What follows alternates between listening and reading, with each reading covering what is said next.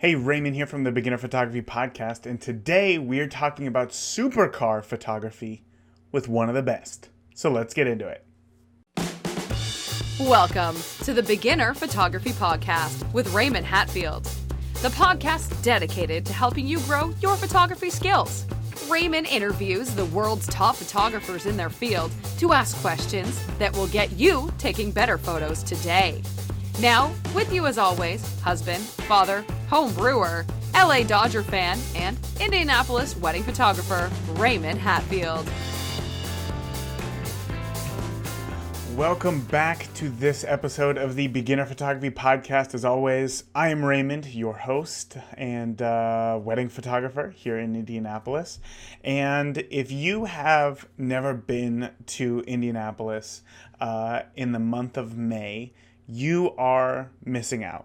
Indianapolis hosts the Indy 500 during the month of May, and kind of the entire month is kind of focused or centered around automotive racing. And obviously, automotive racing has a huge history here in Indianapolis. That was kind of hard to say, and for more than 100 years. So this is it becomes an event.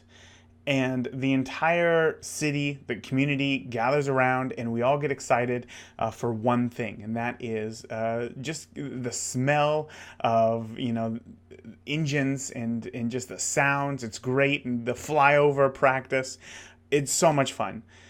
And because of this, I think I've had a bit of, a lot of car ideas just kind of running through my head. So surprise, today I interview a commercial automotive photographer. And I've never interviewed a commercial automotive photographer before. And in fact, I've never spoke with a commercial automotive photographer before. So this is a really interesting interview that caught me off guard for, quite a bit of it, because I didn't know exactly what I was getting into. There's a lot of little nuances that are different in every form of photography, and automotive photography is no different. So before we get into this interview, I want you to see some of the photos that we will be talking about in the interview. So I want you to check out the show notes. I posted some photos of today's guests in the show notes, and you should be able to just swipe up on your podcast player. If you're in the Apple Podcast app, I know that you can for sure. And then just take a moment to look at some of the incredible photos. All right, so once you do that, come back here. And I just want to note that there was an issue with my audio recorder for George, today's guest. So therefore, the audio is noticeably different from recent interviews. But if you stick with it, I know that you're going to take away some great information.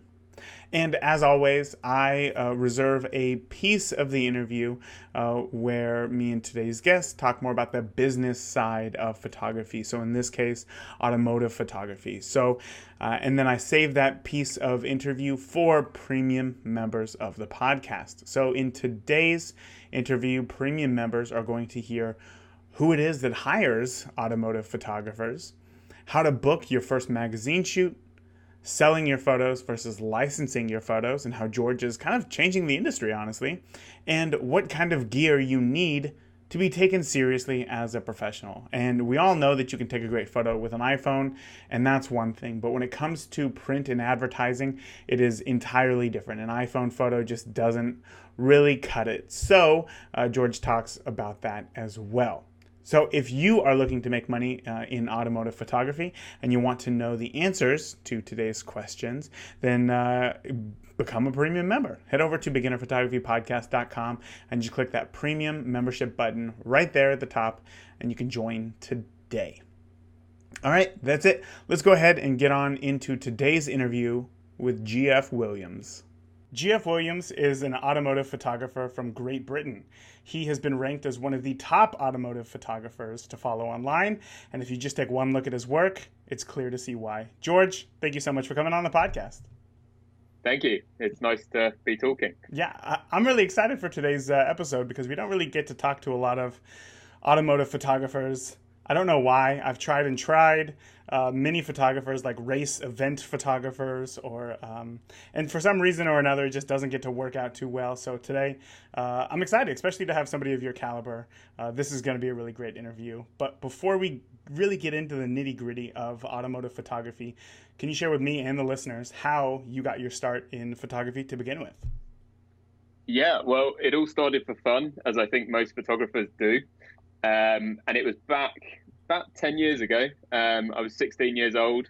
And at first, it wasn't a love of photography, it was a love of cars. And it was an excuse to move my dad's cars around his driveway and take photos of them in the process. So that was sort of the real beginnings, and just experimenting with a camera, working out what it did. I really like the techie side of photography, so that really appealed. And after a while, I got a bit bored of just being on the driveway, so I asked some friends to photograph their cars, and it developed from there, basically. Wow. 10 years later. Yeah, here you are, still doing it. So Yeah. I kind of want to know about how it started, like when you first picked up that camera. Obviously, you wanted to take photos of your dad's car, but when you picked up that camera, did you have any idea what you were doing at all? Not massively. I picked up the technical side really quickly from YouTube videos, that kind of thing. Again, like a lot of people do, I think. Mm-hmm. And I understood how to use the camera in manual and what achieved what result fairly quickly, which meant that I could then be focusing, ignore the pun, on the more creative side and trying to do things a bit differently and trying to get the actual quality of the photography better. I gotcha.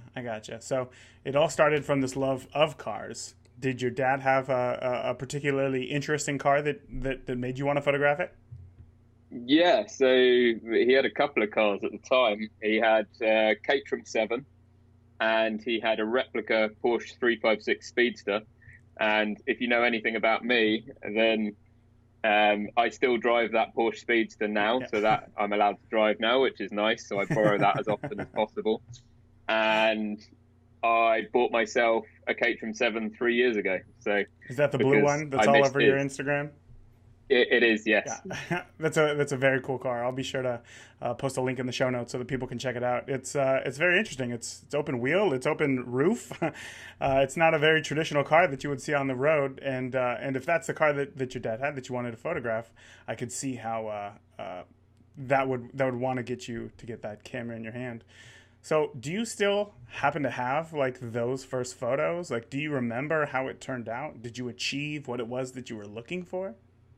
I could dig them out potentially. I'll have to have a look.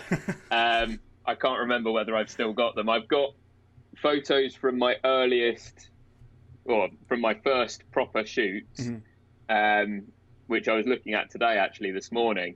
It's fair to say I've got a bit better, luckily. Yeah. But there was definitely some good stuff in there, surprisingly. So it's actually quite nice to look back, but the stuff on the driveway wasn't great, if I'm totally honest. Well, that's good. Yeah, it's good to be able to look at those photos and then at least assess what it is that you either like or don't like, and then move forward from there.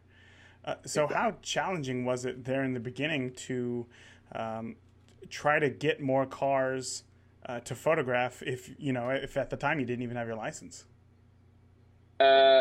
Well, it was only about a year before I got my license. So at first I would get people to pick me up and we would then go and do the shoot. So they were all quite local.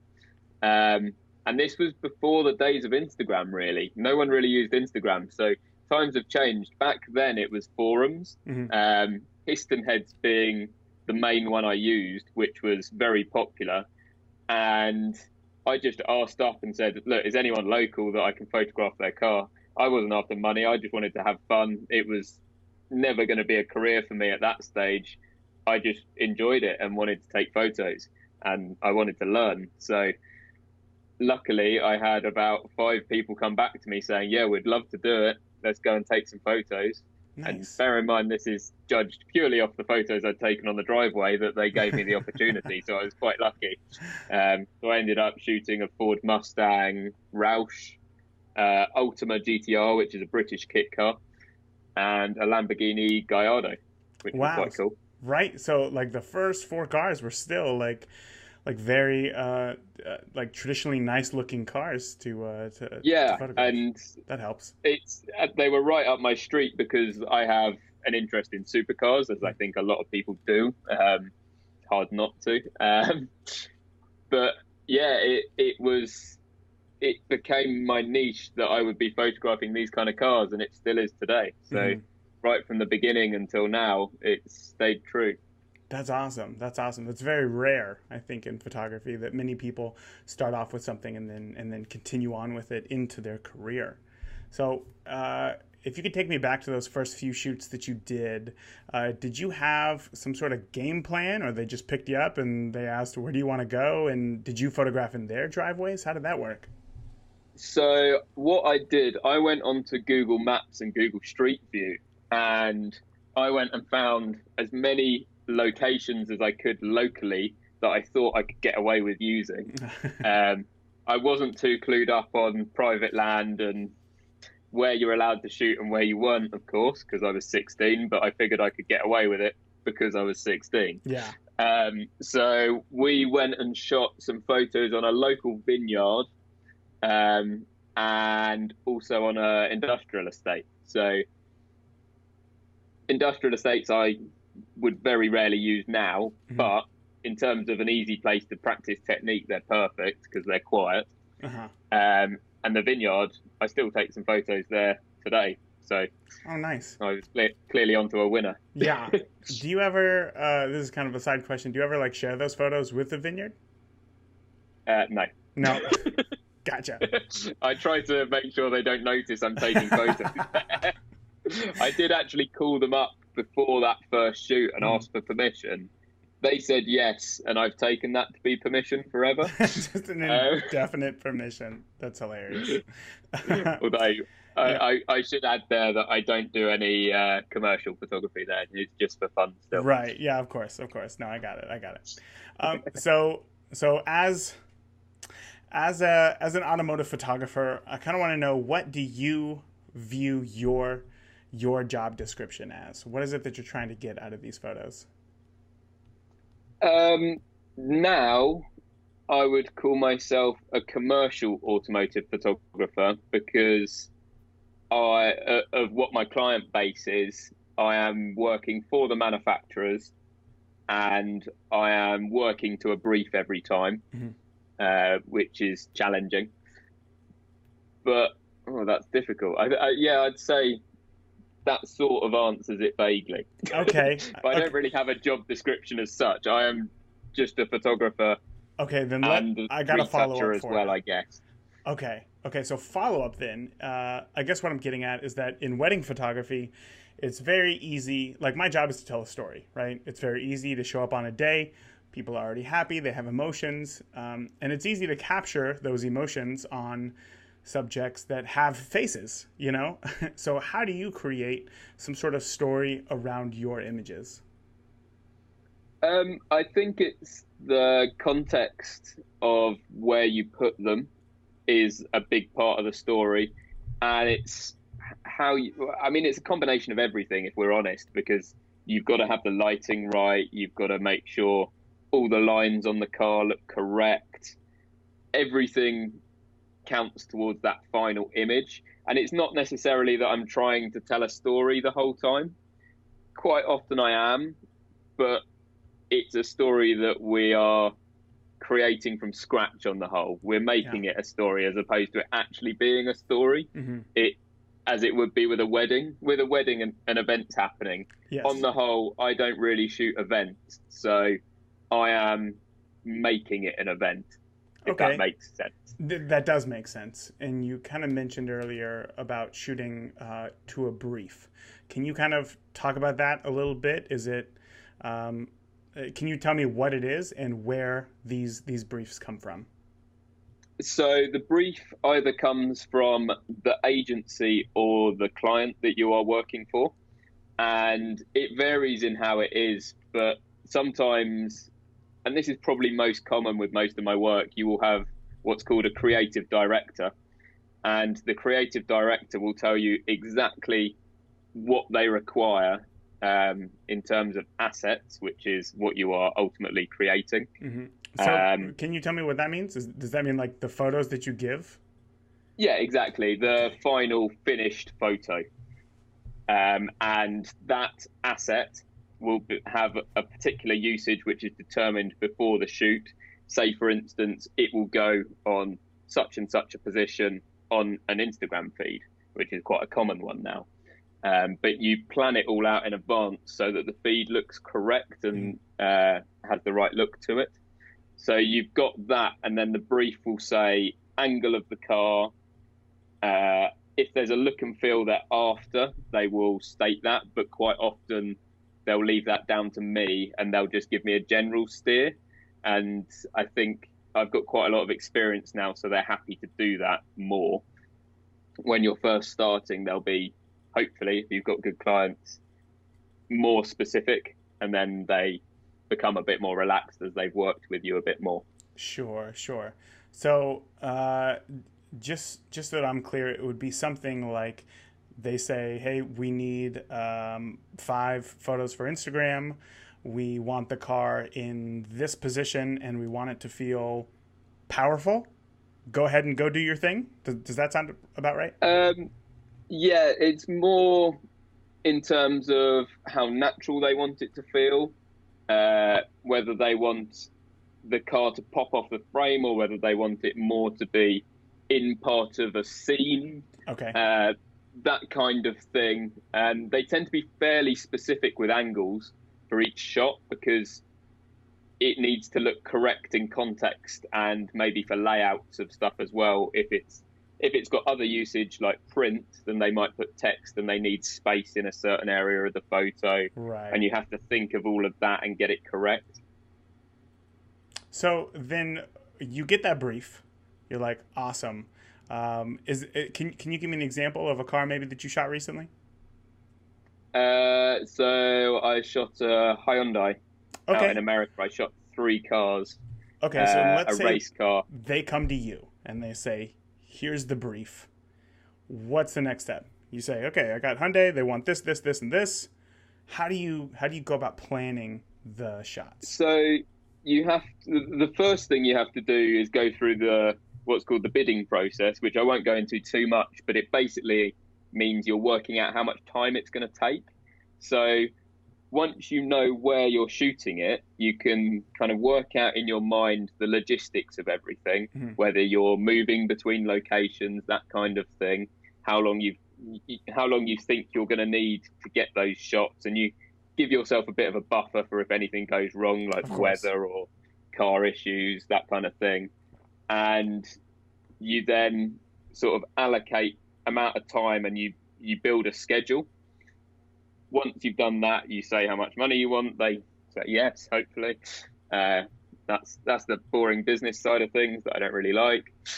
And then it progresses to, it depends on the client, but on the whole, I will then have what's called a pre-production meeting with the client and talk to them in detail exactly what image and is which and how I'll achieve it from both a creative and a technical aspect. Okay. And logistical aspect as well. Gotcha. So at this point where you get this brief, you're not even hired for the position yet. No, on the whole, the brief will be sent to more than one photographer. Oh, I see. Oh my gosh. Wow. So then they just kind of pick the one that fits this campaign the best for them, and then they move forward. On the whole, I think this is correct in saying, I think when they send the bid out, they know who they want to use. They have to fill a process where they get 3 people at least to bid. Oh, okay. And then they can do it. And you have to be roughly in the right ballpark figure. Sure. That's fairly easy. Okay. So then can you walk me through this process that you had with Hyundai with this latest set of shots that you did when you got the brief. Did you already have an idea of how the photo would turn out in your head? Yeah, I could work out what it needed to be from what they had said on that brief. It was actually a pretty good brief. The agency were good, and I could work out exactly how much time it needed. Unfortunately, we had to cut it down a little bit, but such is life. And I was quite lucky because the job was out in America. Obviously, I'm British, and I happened to be in LA where the agency was, so I could go and meet them for a face-to-face. Oh, nice. And it just meant we could go and clarify exactly everything on the brief before the final stages of getting the logistics and everything like that. Right. So then walk me through the logistics. What does this mean when it comes to building the shoot day? So I was lucky that I had a very good producer, and that is someone that will do all of the logistics, so I don't have to think about them too much. But what he is effectively doing is hiring the racetrack that we were shooting on, sorting out accommodation, flights, food for everyone there, anything you might need. So if you need to hire any equipment locally, that kind of thing. Mm-hmm. So that I can turn up and shoot and not be distracted thinking, for instance, oh, I hope the food's going to be okay for the client at lunchtime. I don't need to be thinking about that. I need to be shooting. Yes. So, especially when we have so little time.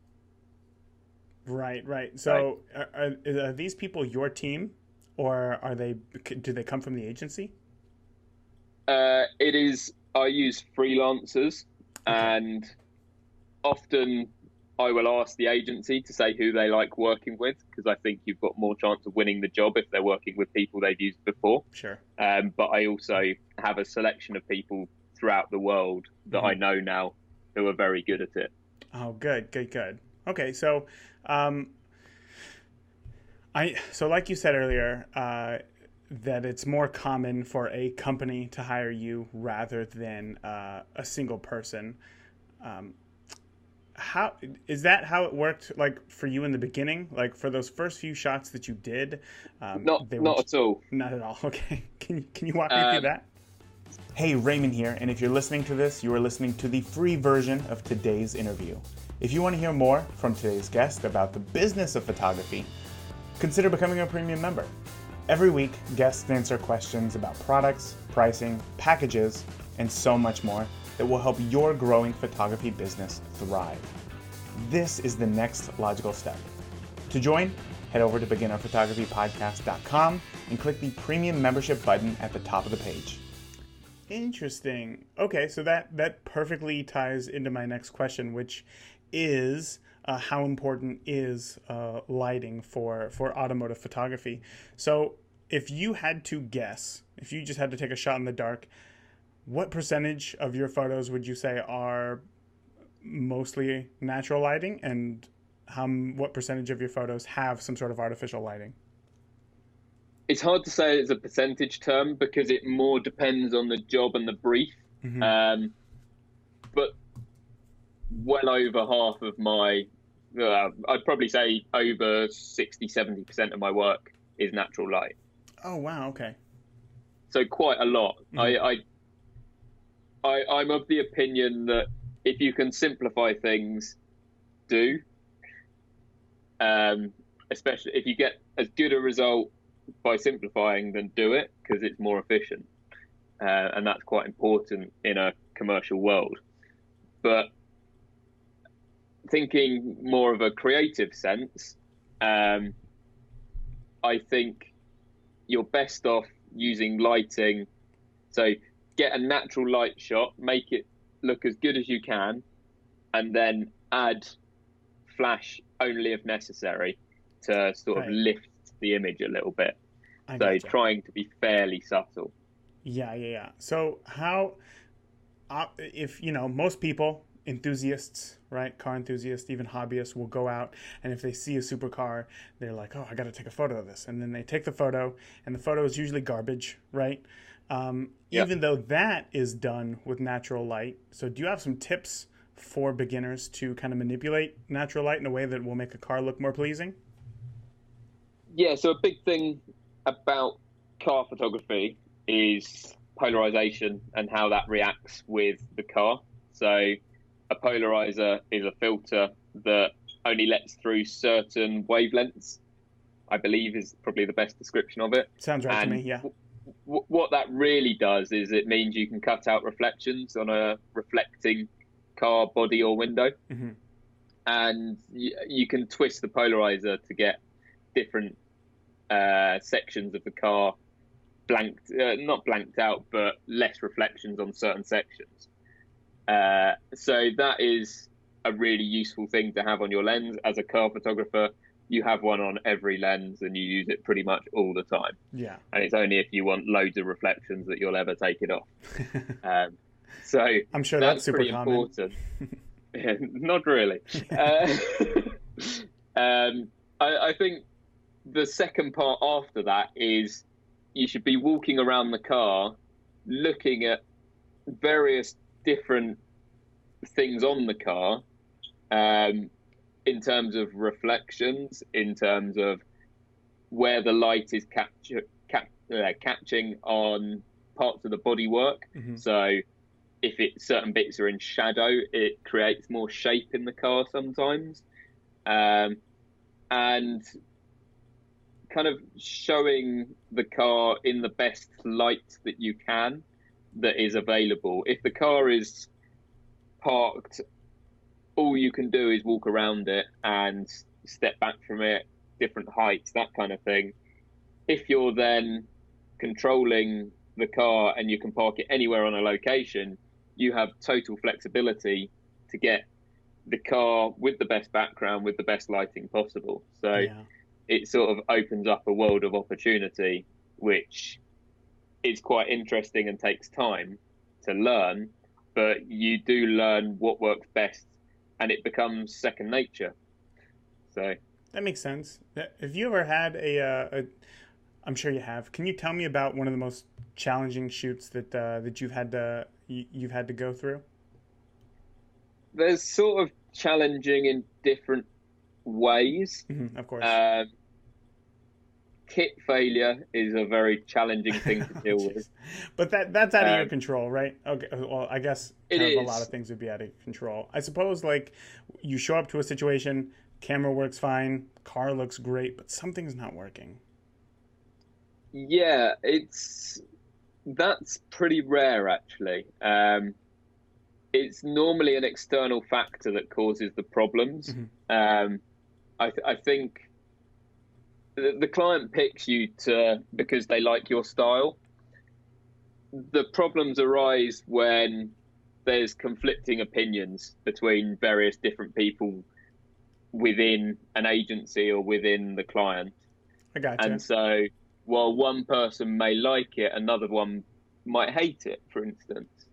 And then you've just got to try and work through these things in order to get to somewhere where everyone is as happy as can be to get it signed off. And I think that is probably the biggest challenge that you will ever face, is when someone just doesn't like it. But if you've done it in your own style, which is what they hired for, you've got to be confident in your own ability.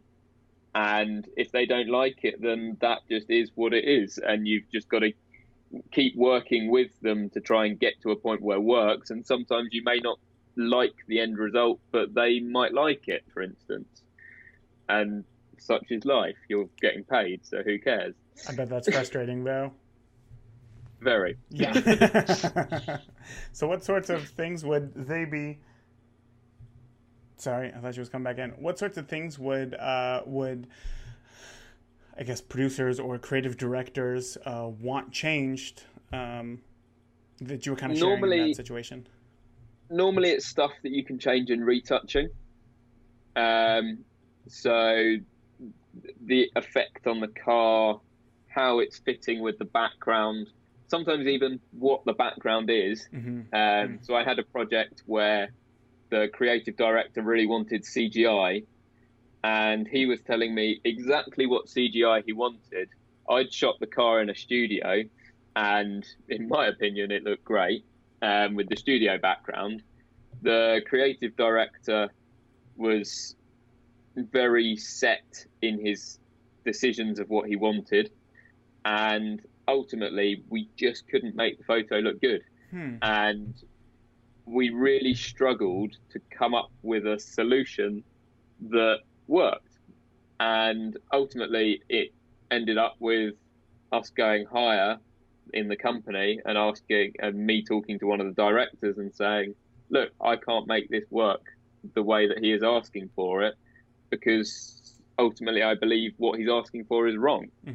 And the end conclusion was the director agreed with me, luckily, and we ended up making it work with a studio background. Oh, okay. Okay, I see. Yeah, that can be something that, you know, if you can't fix it on set, I would imagine that most people would not know what to do. So thank you for sharing that. Yeah, and it's ultimately about your relationship with the client and just dealing with that, because there's always a solution. It may not be the solution you want, but there is always a solution. Yeah. Okay.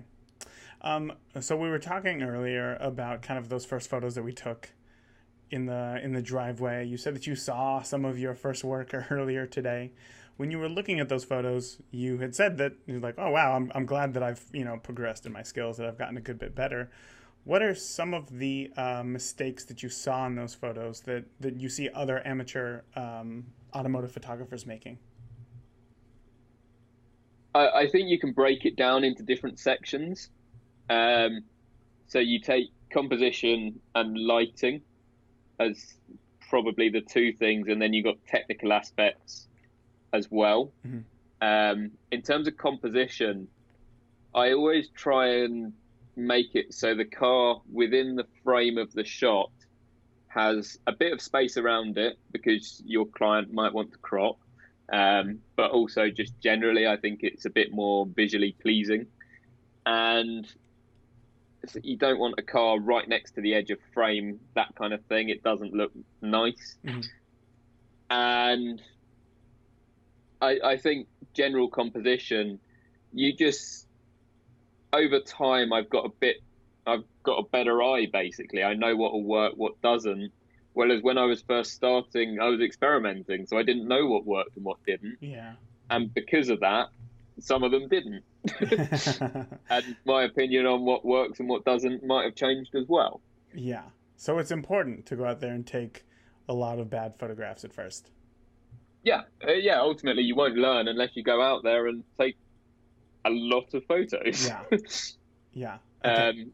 So you've got that from the composition. On the lighting, I think when most people start with lighting, they go a bit over the top. I think we're all guilty of that. I certainly was. Yeah. So that's not great. One thing I say to people is, when you're lighting, certainly with cars, I don't know what it's like with other aspects of photography, it's the shadows and what you're not lighting, because that creates shape. And ultimately, you should be trying to show the shape of the car or your surroundings by using light. And when you're using flash, you've got total control of that in theory. So you should be able to get it absolutely spot on. So that was an area where I've certainly improved, where, for an example, before, if I was lighting the side of the car, I would just have lit the side of the car full on. It's a flat panel. Yeah. Now I would go from up high, for instance, which means you can see the gradients of the shadow across the door, which shows that there's a shape in it. And that's just practice and knowing what works. And I think I get a better blend between ambient areas and the lit areas now, so it looks a bit more natural. And to me, if someone can't tell whether it's natural light or flash, I've done a good job. Right. Whereas before, you could definitely tell it was flash because the car was popping off the frame that much, where it looked a bit fake. And I try and avoid that now. Sure. So how important was learning off-camera flash for you, like right in the beginning? It's an essential to understand how it works, because I mean, you never know when you're going to need it. Yeah. So it is really for anything professional, whether that's magazines onwards, you need it and you need to understand it. And I think it opens a lot of creative potential as well. Perfect. Perfect. So you, as an automotive photographer who kind of specializes in supercars, have had a lot of opportunities to photograph some beautiful cars that people would have no opportunity to be able to do so. But I'm sure that you have a dream car in a dream location that you're just dying to shoot. What would that be for you?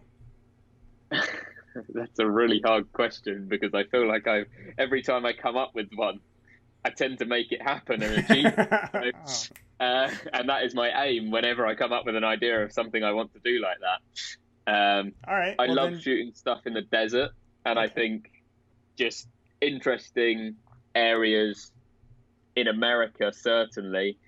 Um, like shooting in Death Valley was a dream for me, and I did it with a Bentley a couple of years ago. Mhm. And shooting in the desert out in the Middle East with supercars and putting them in the sand where there's such a juxtaposition between them. I love that kind of thing. And then one that I achieved the other day when I was in LA, there was a location called Lower Grand, which is probably the most overused location in LA, but I really wanted to shoot there. Yeah. So now I have. And Yeah. in terms of cars, really, and it sounds bad to say this, I've kind of shot everything I would want to. Up to this Um, point, right? Who knows what's going to happen in the future? yeah, so what's exciting for me is when new cars come out, and when I'm the first one to shoot them, that's super duper exciting for me. I've got one next week actually, which is a car no one knows about at this stage, which I'm shooting, which is going to be the global release of it. And that is the ultimate excitement of my job when you Yeah, get to do a congratulations. massive job like that. So That's awesome. Congratulations. thank you. Yeah. Got to do it well. Yeah. Well, I mean, just by looking at your work, I can tell that you're competent, you're very creative, you're not going to screw it up. I'm not worried about it if you were worried about that, Thank you. I'm not worried about that at all. Um, George, I really want to be mindful of your time. I really appreciate you coming on here, sharing everything that you did today, and just helping out the listeners kind of understand automotive photography a little bit better than what they did before your talk. So before I let you go, can you let the listeners know where they can find you online and where they can follow and just drool over all of your photos? Of course. So if you want to have the nicest look at my favorite work, then go to GFWilliams.net and go to the portfolio, have a look through there. That's my favorite work personally. If you go onto the retouching section as well, you can see some nice before afters, which seems to always be quite popular. Yeah. And then if you're on Instagram, go to @GFWilliams and you will see whatever my latest work is on there. Perfect. George, again, thank you so much for coming on the podcast.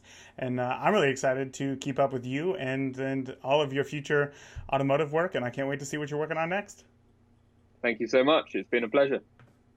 As somebody my car has been in the shop now for 3 weeks because the dealership is just, I just hate going to a dealership. Anyway, the synchros in my transmission went out. Not that matters to this podcast, but anyway, after this interview, I got really excited to go out and just try something new, photograph my car, and just see what happens. I love interviewing other photographers of different genres because it's really the best way to grow. It is the best way to grow, and it's by trying new forms of photography to find out what it is that you like and then transfer those skills into what it is that you do or what it is that you love. So I've really been itching to get my car back, and hopefully by the time you hear this, I will have my car back, but I doubt it. Anyway, I want to know, are you going to go out and photograph your car? You don't have to have a supercar like George was saying in his interview. any car will work. It really, as long as you add the right context to the photo and you make the car the hero, you're going to get a great shot. But for me, I think my biggest takeaway in this episode was just how shooting with intention grew George's presence in his market incredibly fast. From the beginning, he knew that he wanted to photograph cars, so he didn't mess around with portraits or landscapes because he knew what he wanted to shoot, and then he went for it. And as a result, he became established rather quickly, honestly. So I'm not saying that you need to know what sort of photography that you want to shoot is right now, right? You don't have to. In fact, I think that it's best to go out there and taste everything and shoot for free until you know what it is that you want to shoot, what it is that gives you that passion, and then once you figure that out, go all in. And that's it. All right, so I just wanted to let you know, next week I have a huge announcement that I'm making all about the official launch of Auto to Amazing, which is my course guaranteed to teach you how to shoot manual in 30 days or less. And I'm making an announcement that I honestly can't even believe what I've lined up for those who sign up for the course. It is going to be incredible, and I know that you're going to get a ton of value out of it. So, if you want to know more, join me back here next week where I will share all of the juicy details with you. So, that is it for this week, though. All right, until next week, I want you to get out. I want you to keep shooting. I want you to focus on yourself. And I want you to be safe. That's it. All right, I love you all. If you enjoyed today's podcast, please leave us a review in iTunes or your favorite podcast player. And continue the conversation with Raymond and other listeners of the podcast by joining the Beginner Photography Podcast Facebook group today. Thank you. We'll see you again next week.